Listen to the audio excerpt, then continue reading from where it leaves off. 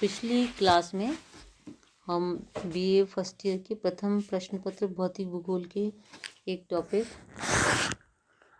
भू संचलन, पटल विरूपणी बल, अंतर्जात बल, बाहिर्जात बल, इनके बारे में बात कर रहे थे।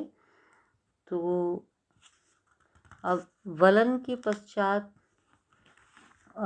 हमारे सामने एक आकृति और आती है, भ्रंश या फॉल्स।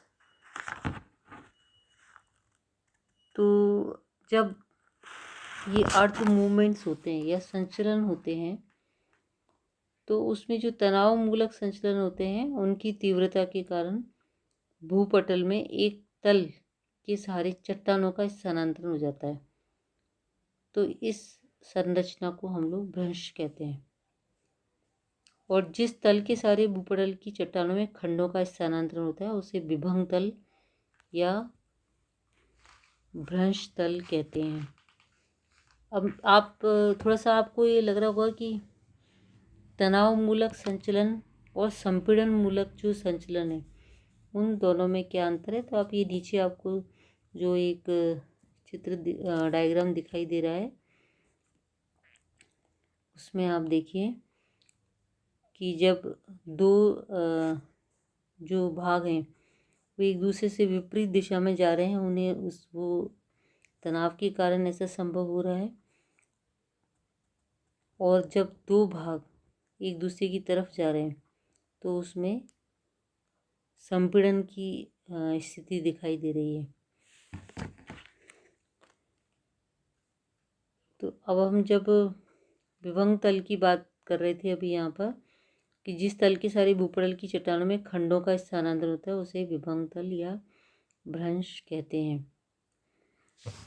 ये जो भ्रंश होते हैं वो कई प्रकार के होते हैं, या जैसे एक तरह से आप मेरे ख्याल से आप भ्रंश के प्रकार की बजाय पहले भ्रंश से संबंधित कुछ शब्दावलियाँ हैं उनके बारे में पढ़ लीजिए। ऊपर एक चित्र दिखाया हुआ है, उसमें एक विभंग तल या भ्रंश तल आपको मैं समझाने का प्रयास करती हूँ। विभंग तल जो होती है वो सतह होती है जिसके सारे संचलन होने से चट्टानों का स्थानांतरण होता है। यह लंबवत, क्षैतिज, झुका हुआ, वक्राकार या किसी भी प्रकार का हो सकता है। उसके बाद हम भ्रंश नति की बात करते हैं। तो भ्रंश और क्षैतिज तल के बीच के कोण को हम विभंग तल की नति कहते हैं। विभंग तल या भ्रंश तल की नति कहते हैं। और जो उत्क्षेपित खंड है, आप देखिए सामने आपको ऊर्ध्वपात खंड दिखाई दे रहा है, उसे ही उत्क्षेपित खंड कहते हैं। भ्रंश तल के दूसरी ओर के खंड की अपेक्षा ऊंचे भाग को उत्क्षेपित खंड भी कहते हैं। जो ऊपर आपको भाग दिखाई दे रहा है वो ऊर्ध्वपात खंड है, और जो अधक्षेपित खंड है उसे हम अवपात पार्श्व भी कहते हैं, अधक्षेपित खंड भी कहते हैं। ये जो ऊंचे ऊंचे खंड की अपेक्षा जो निचला जो खंड होता है उसे हम अधक्षेपित खंड कहते हैं। लेकिन वास्तव में ये पता चल नहीं पाता है कि कौन सा खंड जो है वो गतिशील हुआ है, या मतलब एक स्थान से दूसरे स्थान पर किसका है। शीर्ष भित्ति देख लीजिए आप लोग कि भ्रंश की जो ऊपरी दीवार होती है उसे हम शीर्ष भित्ति या ऊपरी भित्ति कहते हैं। और पाद भित्ति या फुटबॉल, तो भ्रंश की जो निचली दीवार होती है उसे हम पाद भित्ति कहते हैं। एक है इसमें आप देख लीजिए भ्रंश कगार है, सामने आपको दिखाई दे रहा होगा कि भ्रंश के कारण स्थलीय सतह पर निर्मित खड़े ढाल वाले किनारे को भ्रंश कगार कहते हैं। भ्रंश कगार आपको समझ में आ ही रहा होगा। अधिक खड़े ढाल के कारण कगार के कभी कभी क्लिफ के समान भी जाता है। और वैसे ये भी है कि कगार जो है, जो स्कार्फ्स होते हैं वो हमेशा भ्रंशन के द्वारा नहीं बनते, बल्कि कगार का निर्माण अपवर्तन के द्वारा भी हो जाता है। वास्तव में एक तरह से देखा जाए तो भ्रंश जब को उत्पन्न करने वाले जो संचलन है वो क्षैतिज, लंबवत या किसी भी दिशा में कार्य कर सकता है। इसीलिए जो चट्टानी खंडों का स्थानांतरण है वो हज़ारों मीटर तक या कई किलोमीटर तक होता है। और सामान्य रूप में जो भ्रंशों का संचलन है एक बार में तो कुछ मीटर तक हो सकता है। वास्तव में जो भूपटल के जो निर्बल क्षेत्र हैं उनके सहारे लंबे समय तक संचलन चलते रहते हैं। इसलिए विभिन्न प्रकार के भ्रंशों का निर्माण होता है। तो हम थोड़ा सा अब ये भ्रंशों के प्रकार के बारे में पढ़ लेते हैं। सबसे पहला जो भ्रंश है वह है सामान्य भ्रंश या नॉर्मल जो भ्रंश होता है। चट्टानों में जब दरार पड़ जाती है तो उसकी वजह से दोनों खंड जब विपरीत दिशाओं में सरक जाते हैं तो उसे हम सामान्य भ्रंश कहते हैं। आप नीचे देखिए, चित्र आपको सामने दिखाई दे रहा है। सामान्य भ्रंश दिखाई दे रहा होगा। विपरीत दिशा में दोनों चट्टानें खिसक जाती हैं दरार पड़ने के बाद में और फिर सामान्य भ्रंश बन जाता है। इसमें जो भ्रंश तल होते हैं वो लंबवत या खड़ी ढाल वाले होते हैं। और सामान्य भ्रंश में शीर्ष वृत्ति या जो निलंबी वृत्ति होती है वो अधिक्षेपित खंड की ओर होती है। उसके बाद हम बात करते हैं व्युत्क्रम भ्रंश की। जब चट्टानों में दरार पड़ती है और चट्टान के दोनों खंड आमने सामने खिसकते हैं तो इससे व्युत्क्रम भ्रंश बन जाता है। इस तरह की भ्रंश में जो चट्टान का खंड है दूसरे पे चढ़ जाता है। इस क्रिया को उत्क्रम यथाष्ट कहते हैं। इस आधार पर व्युत्क्रम भ्रंश को उत्क्रम भ्रंश या क्षेपित भ्रंश भी, उत्क्रम भ्रंश के साथ साथ क्षेपित भ्रंश भी कहा जाता है। और इस भ्रंश में शीर्ष भित्ति या निलंबी दीवार भ्रंश तल के ऊपर की ओर चढ़ जाती है। हालांकि आप थोड़ा सा सिंपल वे में ही इसको समझ लीजिए। इसके अलावा दोनों में अंतर ये है सामान्य भ्रंश और व्युत्क्रम भ्रंश में कि सामान्य भ्रंश जो होता है वो तनाव के द्वारा उत्पन्न होता है, जबकि जो व्युत्क्रम भ्रंश होता है वो संपीड़न के द्वारा उत्पन्न होता है। इसलिए इसे व्युत्क्रम भ्रंश को हम लोग संपीड़नात्मक भ्रंश भी कहते हैं।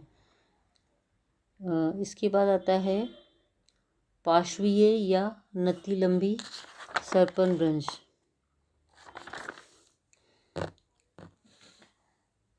क्षैतिज दिशा में या हॉरिजॉन्टली जब संचलन होता रहता है पृथ्वी के किसी तल का, तो भ्रंश तल के सारे क्षैतिज गति होती है तो उसे हम पार्श्वीय भ्रंश कहते हैं या फिर इसे नतिलंबी भ्रंश कहते हैं। इसके अलावा एक सोपानी भ्रंश होता है। जब किसी भूभाग में बहुत कई भ्रंशों का इस तरह से निर्माण हो जाता है कि सभी भ्रंश तल के ढाल की एक ही दिशा में हो तो उसे सोपानी या सीढ़ीदार भ्रंश कहते हैं। इस प्रकार के भ्रंश को देखने से भ्रम पैदा होता है कि जैसे कि सीढ़ियाँ नज़र आ रही हैं और सीढ़ियों पर हम चढ़ते हुए जा रहे हैं। तो आप इस तरह के भ्रंश के निर्माण के लिए ये आवश्यक हो जाता है कि जो भ्रंश है वो उसका भ्रंश के द्वारा अधिक्षेपित खंड का अधोगमन एक ही दिशा में हो, यानी कि जो एक तरफ एक ही दिशा में होता चला जाए। इस भ्रंश के द्वारा कई प्रकार की स्थलाकृतियों का निर्माण होता है। उनमें एक, जैसे हम जब बात करते हैं तो इस भ्रंश की क्रिया के द्वारा स्थलखंड का कुछ भाग, तो आप मेन रूप में ये समझ सकते हैं कि अभी तक आपको लग रहा होगा कि हम बार बार भ्रंश की बातें कर रहे हैं, लेकिन भ्रंश या फोल्ड्स के लिए एक सिंपल जो डेफिनेशन है वो ये दी जाती है कि भ्रंशन की क्रिया के द्वारा स्थलखंड का कुछ भाग तो ऊपर उठ जाता है और कुछ भाग नीचे की ओर चला जाता है। इस तरह से क्या होता है कि कई स्थल रूपों का निर्माण हो जाता है और उस पर भी फिर क्या होता है कि अपर्दन होता है, उसकी वजह से भी अनेक स्थल रूप बन जाते हैं। तो इस भ्रंशन द्वारा जो स्थल रूप होते हैं उसमें होस्ट, ग्रावेंट, जिसे द्रोणिका भी कहते हैं, और रिफ्ट घाटी, भ्रंश घाटी, ये महत्वपूर्ण है। तो इन तीनों के बारे में भी मैं आपको थोड़ा सा बता देती हूँ कि जो रिफ्ट घाटी है उसको सबसे पहले हम लेंगे। ये बहुत फेमस घाटी है। इस भ्रंजन की क्रिया के द्वारा जो रिफ्ट घाटी या जिसको हम दरार घाटी कहते हैं, महत्वपूर्ण स्थलाकृति होती है। किसी स्थान पर जब दो सामान्य भ्रंश कई किलोमीटर की लंबाई में इस तरह से पड़ते हैं कि उनके बीच का भाग तो नीचे धंस जाता है और एक बेसिन या घाटी का निर्माण हो जाता है, तो उसे रिफ्ट घाटी या ग्राबेन कहते हैं। अब ग्रावेन का जो जर्मन भाषा, ग्रावेन जो है वो एक जर्मन भाषा का पारिभाषिक शब्द है, उस जिससे एक घाटी या नादनुमा गड्ढे का बोध होता है। जो ग्रावेन और रिफ्ट घाटी में अंतर अधिक नहीं होता है। अलग अलग भागों में इसे रिफ्ट घाटी या ग्रावेन के नाम से जाना जाता है। और सूक्ष्म रूप में अगर दोनों में अंतर करें तो करते हैं तो ग्रावेन जो होती है वो रिफ्ट घाटी से आकार में छोटी होती है, लेकिन अंतर बहुत नगण्य है। दोनों स्थल रूप जो होते हैं वो एक तरह से समान ही दिखाई देते हैं। रिफ्ट घाटी का निर्माण तो उस समय भी होता है जब बीच का भाग स्थिर रह जाए, ठीक है, और उसके साथ में अगल और बगल के भाग यानी कि लेफ्ट साइड का भी भाग और राइट साइड का भी भाग जो है ऊपर उठ जाता है। जैसे सामान्य रूप में तो क्या होता है कि रिफ्ट घाटी जो होती है वो बहुत लंबी भी होती है और सक्रिय होती है और बहुत ज़्यादा गहरी होती है। जो राइन नदी है उसकी रिफ्ट घाटी एक प्रमुख रिफ्ट घाटी या ग्रावेन का एक बहुत ज़्यादा सुंदर उदाहरण है। ये जर्मनी में बसेल और बिंजन नगर के बीच में 320 किलोमीटर की लंबाई में और 32 किलोमीटर की चौड़ाई में फैली हुई है। इसके एक और बॉसजेस तथा हॉर्स पर्वत है और दूसरी ओर ब्लैक फॉरेस्ट और ऑडेनवर्ल्ड पर्वत है। और ये एक तरह से अपने जैसे हमने बात की थी होस्ट पर्वतों की और ब्लॉक पर्वतों की, यानी कि होस्ट या ब्लैक पर्वतों के उदाहरण को ये हमें बताते हैं। और जो जॉर्डन नदी की घाटी है वो लाल सागर के बेसिन में से बहती हुई है। जेम्बेजी नदी और 48 किलोमीटर की लंबाई तक विस्तृत है। ये भी संसार की सबसे लंबी रिफ्ट घाटी है। हालांकि रिफ्ट घाटी की उत्पत्ति के संबंध में कई परिकल्पनाएं हैं, लेकिन फिर भी हम थोड़ी 2-3 चीज़ों को मुख्य रूप से इसमें लेते हैं। उसके अलावा हम थोड़ा सा बहिर्जात बलों के बारे में भी बात कर लेंगे। तो जो रिफ्ट घाटी होती है या ग्रावेन, उनकी गहराई इतनी ज़्यादा हो जाती है कि उनकी तली सागर तल से नीचे तक भी पाई जाती है। अब आपको मैं एक उदाहरण बताती हूँ कि दक्षिणी कैलिफोर्निया की जो डेथ वैली है, मृत्यु घाटी है, वो भी ग्रावेन की श्रेणी में आती है। एशिया का मृत जो सागर है वो भी रिफ्ट घाटी का महत्वपूर्ण उदाहरण है। इसकी तली सागर तल से 866 मीटर नीचे तक है। जॉर्डन घाटी की सतह भी सागर तल से 433 मीटर नीचे है। और ये जो ग्रावेन की समस्त जो गहराई है वो 1.6 किलोमीटर है। कई और आपको सुनकर ये आश्चर्य होगा कि रिफ्ट घाटी या जो ग्रावेन होती है वो केवल अपनी जो ज़मीन है उसके ऊपर ही नहीं पाई जाती, बल्कि सागर के तल में जो पानी के नीचे भी पाई जाती हैं। और आपको मैं बता देती हूँ कि संसार की जो सबसे गहरी ग्रावेन है वो महासागरों के अंदर डीप में बहुत गहराई में ही मिलती है। क्यूबा के दक्षिण में वॉटलैंड ट्रफ सागर ताली की जो सतह है वो 4.8 किलोमीटर गहरी है। साथ ही जावा के पास सागर तली में भी 6.4 किलोमीटर तक नीचे तक ये ग्रावेन पाया जाता है। सब जो संसार का सबसे गहरा फिलिपाइन डीप है वो 10.47 किलोमीटर तक गहरा है। इसके अलावा भारत में नर्मदा नदी की घाटी को भी हम रिफ्ट घाटी का उदाहरण मान सकते हैं। और स्कॉटलैंड का मध्यवर्ती मैदान, दक्षिणी ऑस्ट्रेलिया की स्पेंसर की खाड़ी, ये सब रिफ्ट घाटियों में आते हैं। अब इसके बाद हम थोड़ा सा अपने बहिर्जात बलों के बारे में बात कर लेते हैं, एक्सोजेनेटिक फोर्सेस के बारे में। जो पहले भी हमने ये बात की है कि जो अंतर्जात बल होते हैं वो भूपटल पर विषमताएं या असमानताएं, यानी कि जिसे कहते हैं कि एक लोकल लैंग्वेज में कि उबड़ खाबड़पन लाते हैं। और जो बहिर्जात बल होते हैं वो इस भूतल पर विषमताओं को दूर करने का प्रयास करते हैं। एक तरह से इनको समतल स्थापक बल कहा जाता है। जैसे अंतर्जात बलों के द्वारा तो क्या होता है, अचानक से विषमताएं उत्पन्न हो जाती हैं भूकंप के द्वारा, ज्वालामुखी के द्वारा। और बहिर्जात लेकिन और अचानक से होती हैं, लेकिन बहिर्जात बल होते हैं वो उन्हें दूर करने में उनको कई दीर्घकाल का समय लेना पड़ता है। इनमें सबसे प्रमुख कार्य है अनाच्छादन। अनाच्छादन में से आते हैं अपक्षय और अपर्दन।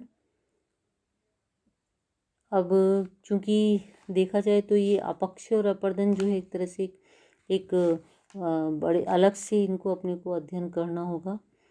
अपक्षय के द्वारा, अब एक सिंपल रूप में हम बात कर सकते हैं कि अपक्षय के द्वारा चट्टानों का विघटन हो जाता है, वियोजन होता है, और जो उसी स्थान पर जो टूटे फूटे पदार्थ हैं वो वहीं पर पड़े रह जाते हैं, यानी कि एक स्थान से दूसरे स्थान पर नहीं जाते हैं।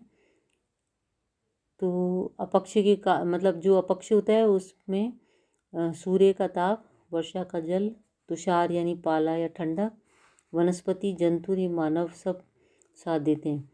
और साथ में अपर्दन, और जो अपर्दन को हम जब लेते हैं, अपक्षय में तो हमने चीज़ों की तोड़फोड़ को हाथ में ले लिया, लेकिन अपर्दन में हम अब चीज़ों जो चट्टानें होती हैं उनकी टूट फूट के साथ में हम उनको परिवहन को भी सम्मिलित करते हैं।